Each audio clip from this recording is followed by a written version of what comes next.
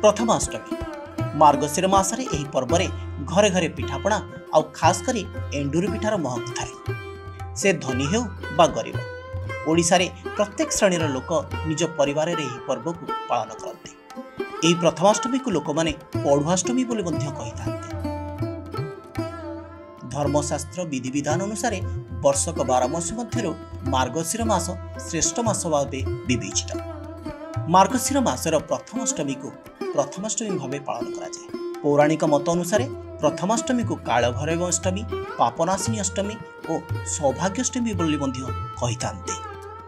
परिवारर प्रथम संतान से पुओ हेउ बा झियो तांको मंगल कामना करी एही पर्व बहु कालर ओडिशा रे पालन होई आसुछि।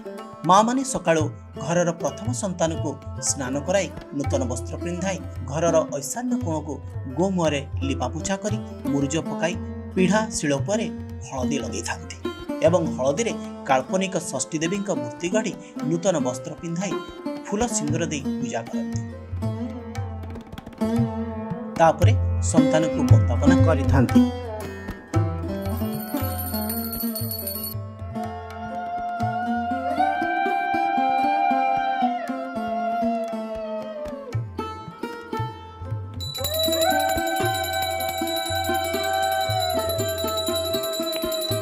घरे प्रस्तुत करा जायतिबा वर्षर प्रथम नुआ चाउल बिरी नड़िया गुड़ अलैच और मरीच पकाई एंडुरी पिठा को षष्ठी देवी पाखे भोग लगे करिथांते। अष्टमी भोग पाई आवश्यक सामग्री तथा पोशाक संतानर मामू घर आसी।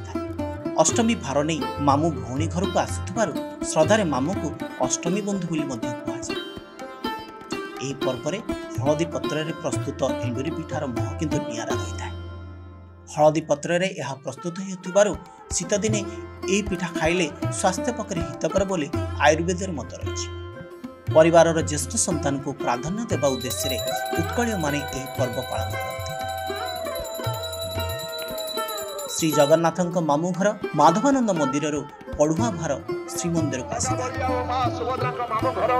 मामू घर आसी पढ़ुआ भार जाए पुरी श्रीमंदिर आसी पढ़ुआ भार जाए पुरी श्रीमंदिर श्री श्री माधवानंद जी को पवित्र पीठ दियाली माधव हेउचे देश नियंत्रण बलियार भूत जगह बलिया मां सुभद्रा मामू घर आसी पढ़ुआ भार जाए पुरी श्रीमंदिर मामू घर आसी पढ़ुआ भार जाए पुरी श्रीमंदिर।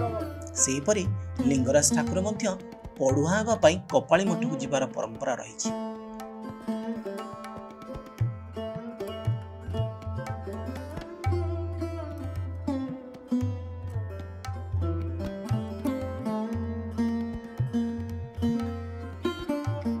एहीपरि ओडिशा रे प्रथमाष्टमी लोकप्रियता बेस रही। ब्यूरो रिपोर्ट शाश्वत टीवी।